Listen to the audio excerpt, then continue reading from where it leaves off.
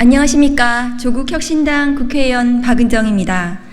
윤석열 대통령의 명예훼손 사건 수사를 위하여 검찰이 언론인, 야당 국회의원과 보좌진뿐만 아니라 민간인들까지 전방위적으로 통신을 조회한 충격적인 사실이 드러났습니다. 그럼에도 해당 수사를 진행하고 있는 서울중앙지검은 적법한 절차에 따른 수사에 불과하다며 검찰의 전가 보도인 제19 감싸기에 나섰습니다.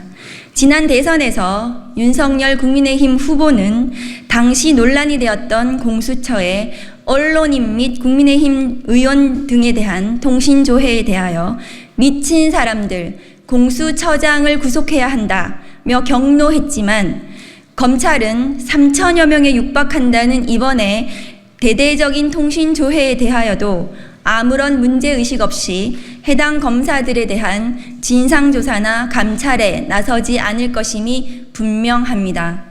검사들은 행정공무원임에도 불구하고 징계에 있어 제19인 검찰총장을 징계 청구권자로 하는 검사징계법으로 특별한 대우를 받고 중대한 비위를 저질러도 국회의원 3분의 1 이상을 요하는 탄핵소추에 의하지 않고는 파면도 되지 않습니다. 후배 여검사에 대한 성폭력 범죄를 저질러도 징계 절차는 아예 진행되지 않았고 간첩 조작 사건의 담당 검사는 겨우 정직 1개월에 처분을 받고 명예롭게 검찰을 떠났으며 심지어 법원에서 실형 선고를 받은 검사에 대해서도 징계 무혐의 처분으로 신속하게 봐주기를 해왔습니다. 현행 행정부 소속 공무원의 징계에 관한 사항은 대통령령인 공무원 징계령에 따라 정해집니다. 징계에 관한 사항이 시행령이 아닌 법률로 규정되어 있는 경우는 행정부 소속 공무원 중 검사가 유일합니다. 경찰, 군인, 심지어 국가정보원 직원 등 특정직 공무원도 모두 공무원 징계령에 따라 처분됩니다.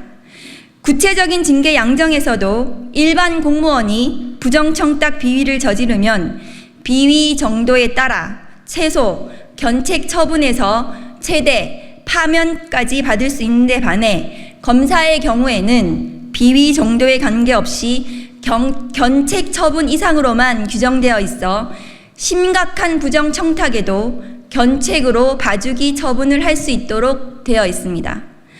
이처럼 검사가 행정부 소속 공무원임에도 불구하고 징계에 관한 여러 특권을 누리고 있으므로 공직간 형평을 고려해 검사의 징계 제도를 일반 공무원과 동일하게 적용하도록 검사징계법을 폐지하고 이에 따라 검찰청법도 개정하고자 합니다.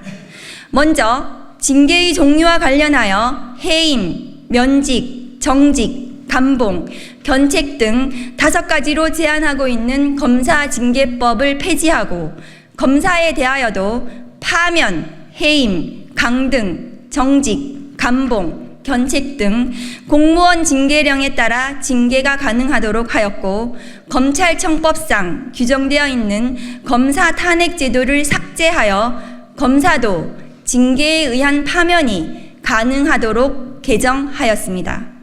그간 검사들이 비위를 저질러도 일반 공무원에 비하여 솜방망이 징계를 받아왔다면 검사가 특권 계급이 아닌 일반 공무원이라는 점을 명확히 하여 공직간 형평성과 공정성을 도모하려는 것입니다.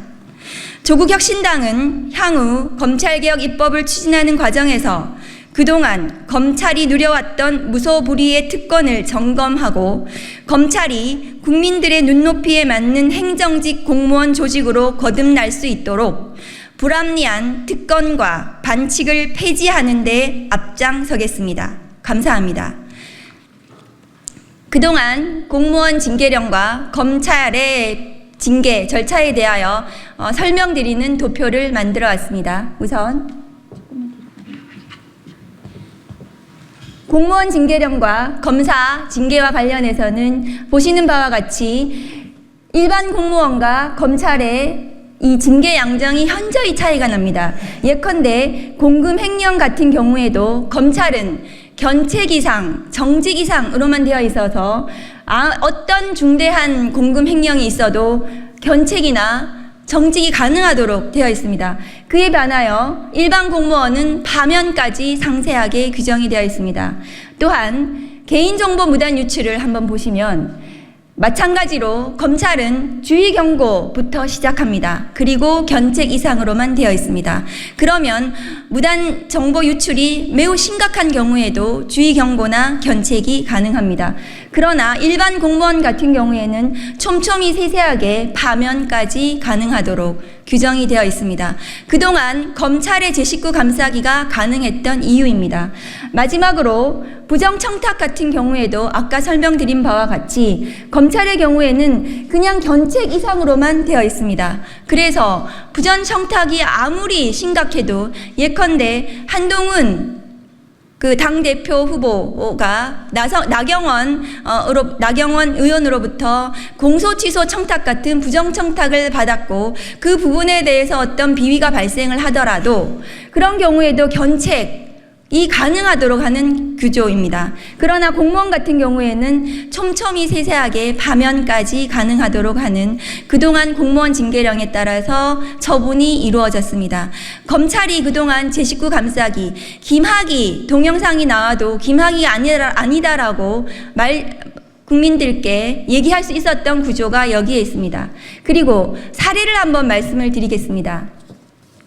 예를 들어 음주운전 같은 경우에도 일반 공무원인 인천시 5급 사무관의 경우에 혈중 알코올 농도 0.179%의 음주운전으로 2020년 5월 달에 적발이 되었습니다. 그런 경우에 이 공무원은 강등 처분이 되었습니다. 그러나 검찰은 2022년 9월 인천지방검찰청 검사의 경우에 혈중 알코올 농도가 비슷합니다. 그럼에도 불구하고 정직 1월에 그쳤습니다. 그리고 두 번째로 인천시 2급 공무원의 경우에도 작년에 혈중 알코올 농도가 0.0385%에 적발이 되고 이 경우에 감봉 3월에 처해졌습니다. 그러나 서울고검검사 같은 경우에 0.04%의 경우에 견책 처분에 가벼운 처분에 그쳤습니다. 그리고 2023년 12월 부산고검검사의 경우에도 혈중 알코올 농도가 훨씬 더 높습니다. 0.044%의 경우이고요. 그런데도 교통사고까지 났는데도 불구하고 일반 공무원은 감봉에 처해졌는데 검사는 견책 처분에 불과했습니다. 마지막으로 부정청탁을 비교해 드리겠습니다. 부정청탁 같은 경우에도 외교부 공무원이 2018년 10월에 현지 기업으로부터 항공권과 숙박비 등 제공을 받았습니다. 이 추징금이 379만 원이었기 때문에 그 정도의 부정청탁을 받은 것입니다. 이 공무원은 해임이 되었습니다. 그런데 2014년 6월 서울고검검사 조금 이전의 일이긴 하지만은 수사 중에 사건에 대한 청탁과 366만 원어치 향응을 수수받았습니다. 이 경우에 징계 부과금이 738만 원어치에 달했습니다. 이 검사는 어떻게 되었는가 하면요. 정직 6개월에 불과했습니다. 정직 6개월 처분을 받고 이 경우에는 그냥 명예롭게 사직하고 변호사도 등록이 가능한 이런 처분을 받을 수가 있습니다.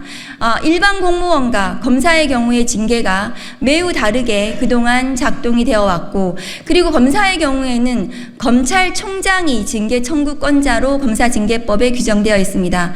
검찰총장이 제19 감사기를 할 수 있는 구조였던 것입니다. 그래서 저희 박은정 의원실에서 검사징계법을 폐지하고 검찰청법에 탄핵에 의해서만 검사가 파면하도록 하는 그 규정을 삭제하고 검사징계에 의해서도 파면이 가능하도록 하는 개정을 추진하고자 합니다. 그래서 다음 주에 이루어지는 검사 탄핵 청문회와 관련해서도 검사가 징계에 의해서 파면이 불가능하기 때문에 국회의원의 탄핵 소추에 의해서만 파면 처분이 가능합니다. 그것은 정치적인 탄핵과는 달리 공무원에 대한 징계의 의미로 탄핵입니다. 그래서 검사가 중대한 위법 수사를 저지른 위법 수사가 의심되는 경우에는 국회의 탄핵 제도를 이용해서 파면, 처분을 할 수 있도록 지금은 법상 규정이 되어 있습니다. 앞으로 이러한 검사들에 대한 특권과 반칙을 점검해서 폐지하도록 하는데 앞장서겠습니다. 감사합니다.